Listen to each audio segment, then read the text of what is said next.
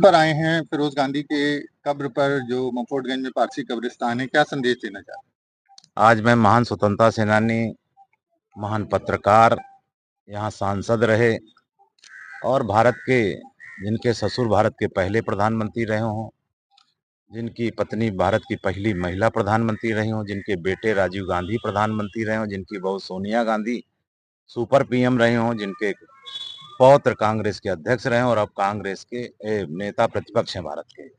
ऐसे महान और भाग्यशाली आदमी, लेकिन दुर्भाग्य ये कि इस परिवार की राजनीतिक एजेंडा इनके से सूट नहीं करता, क्योंकि सब चीजें इनके एजेंडे के अनुसार चलती हैं। इसलिए अपने दादा का वंश ना खुल जाए, उनके मजहब ना खुल जाए, इसलिए ये परिवार इनसे दूरी बना कर रखता है। कोई अपने दादा को कैसे भूल सकता है? दूसरे गांधी जी से जोड़ लेंगे, लेकिन अपने गैंडी दादा को नहीं जोड़ते। हैं? तो ये और अपने आप को नकली जो हिंदू बनते हैं और हिंदुत्व को समापन की बात करेंगे कि हिंदुत्ववादियों को खत्म करना, तो मुझे मन में जो संदेह थी कि क्या विषय हो सकता है, तो आज मैं प्रयागराज आकर देखा और इससे स्पष्ट हो गया, चूंकि ये खानदान जो नकली बना घूम रहा है, ये हिंदू नहीं है। नकली जो अपने आप को ब्राह्मण होता है, ब्राह्मण नहीं है, ये पारसी हैं।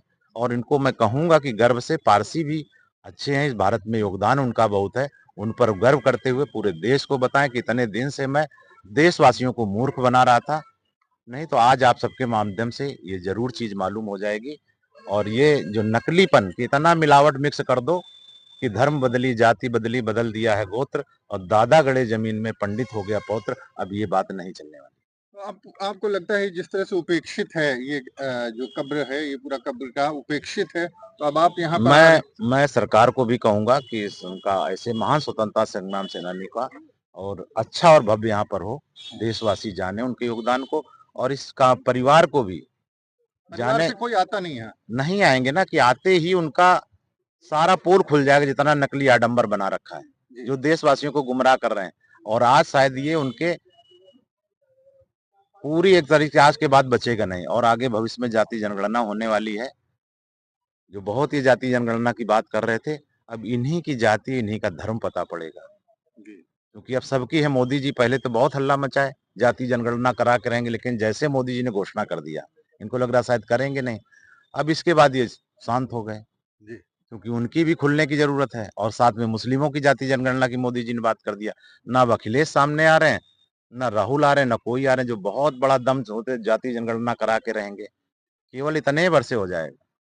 तो अब मैं आगे देखूंगा। हालांकि वो सोमनाथ के मंदिर जाते समय गए थे, तब उन्होंने जो विजिटर रजिस्टर है उसमें गैर हिंदू वाले रजिस्टर में खाने में दस्तखत किया है, वो मान चुके हैं।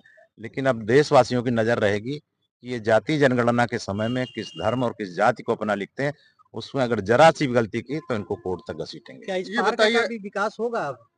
निश्चित रूप से आज के बाद ये कब्रिस्तान इतना चर्चित होगा आज की तारीख में देश में।